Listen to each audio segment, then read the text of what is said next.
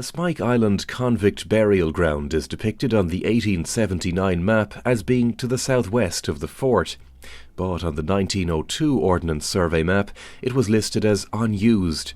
The reason the team is excavating here is to try and establish the extent of over 2,000 convict burials.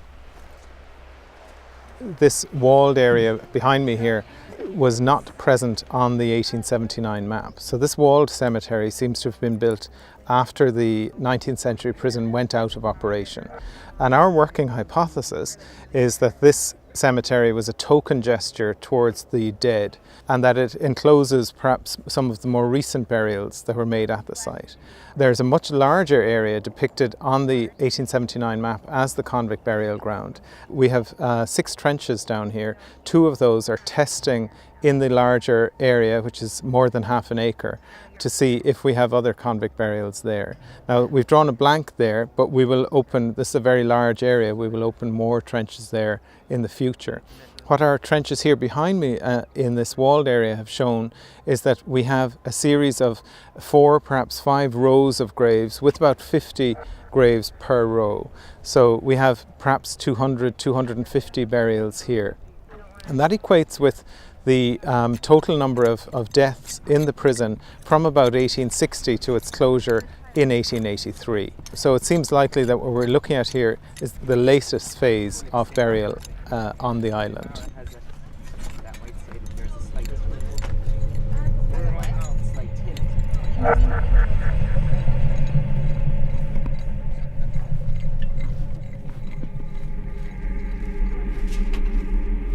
The mortality rates varied from year to year. In the first decade of the prison's operation, the numbers incarcerated in the prison were really very high, over 2,300, say from 1849 to 1853. And the mortality rate was about 10%, which was really very high indeed. So you had about 200 men dying per year out of the 2,300. This was recognised as being very high at the time, to the point that the British authorities appointed a royal commission in the early 1850s to look at the death rate on Spike Island. And they reported back that the numbers were too high, that this was facilitating the spread of infectious disease among the already malnourished, this was at the height of the famine, the malnourished convicts. So the numbers were brought down initially below 1,000, and then they stabilised at about 600. And that had a really dramatic effect on the mortality rate, which dropped from about 200 per year to about 10 on an average year once the numbers were brought down. And in fact, in 1861, there were no deaths at all. And again, it's only a working hypothesis, but my feel is that this walled cemetery marks a new burial location established after 1861, because what we have here are individual graves, many of them, if not most of them, in coffins. And I suspect that when you had the much higher mortality rate in the 1840s, it might not have been feasible to dig individual graves. You might have grave pits where multiple bodies would be stacked, and it might not have been feasible to provide all of those people with coffins. So perhaps in the next season we'll open more trenches closer towards the building that was the original hospital for the fort, on the supposition that perhaps the early burials are closer to the hospital, where the area that's marked as convict burial ground on the 1879 map, this location here is the farthest away location from the hospital. So we'll move closer to the hospital to look for those earlier burials. One of the surprising things from these trenches here is that we have burials that are in coffins. That was a little bit of a surprise. We also have these individualized burials. And standard Christian burial practice is that you should not have any grave goods with you. So the burials are standard Christian burials in the sense that they're oriented east-west, with the head to the west and the feet to the east. We have, I think, incidental materials coming out of some of the grave fill. We have what looks like a cufflink, and we also have a button that's definitely from a prison guard. It says convict service.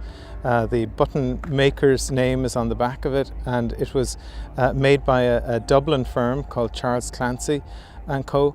That were in operation from 1817 to 1847. So this particular company, just before they went out of business, obviously got a contract for prison uniforms and the guards' uniforms. Now, that button could have been kept by a guard for 10 or 20 years after 1847, but that's fairly typical of what you would expect from Christian cemeteries. The other thing that we found in one of the burials here, reasonably well preserved, was a little cross and a piece of wool that was a backing to that cross, and this was a brown scapular, which is a religious symbol worn by Catholics right up until this day. It has its origins in the Middle Ages and was worn by this prisoner. And it's a somewhat poignant find because the purpose behind the brown scapular is to ensure that the person who wears it and dies with it on will be saved, will not go to hell. And certainly for an older man, such as the individual, the skeleton that this was found on, who had spent his last years in this convict prison, that must have given him some hope as he was dying. Yep. Okay. He's on about this movement. It's just over. Oh, yeah. While you're doing that, if you know harm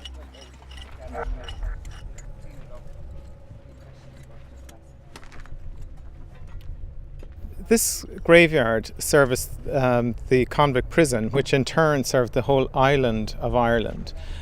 So you had convicts here from Belfast, from Dublin, and they all had, each religious group had their own chaplains. So you had Catholic chaplains, Anglican chaplains, Presbyterians, and so on. So this graveyard contains all convicts of all religious denominations.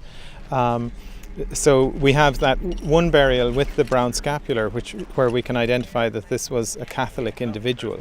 But you can be sure that there are other burials here from other religious denominations. Now, it would have been standard practice in the mid to late 19th century that people would be buried in shrouds. We certainly have no evidence of clothing within the coffins, but that really depends on preservation.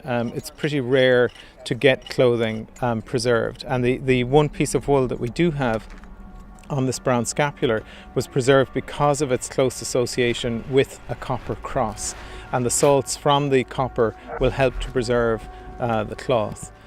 But we certainly have no indication of whether these men were clothed or unclothed. But I suspect they would have been wrapped in a sheet of some kind.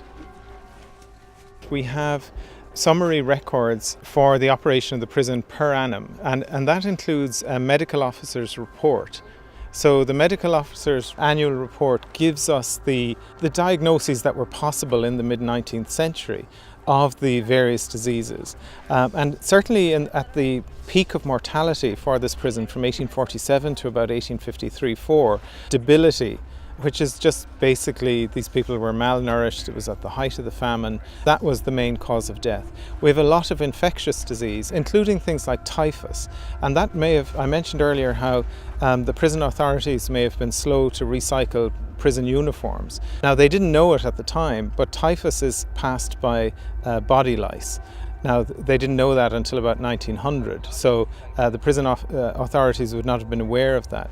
But they might have been aware of a link between illness and shared clothing.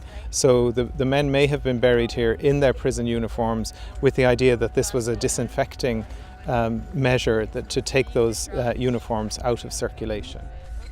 The Spike Island Archaeological Project has completed the first of a number of seasons of archaeological research on the island. Gradually, the stories of those who were incarcerated in the 19th century convict prison is beginning to unfold. This was a harsh regime, characterised by long sentences of forced labour for relatively trivial crimes. Mortality rates were high, particularly in the years of the Great Famine, and the project will shed light on the lives of the thousands of men and boys who passed through the prison, including the many hundreds whose remains lie in unmarked graves.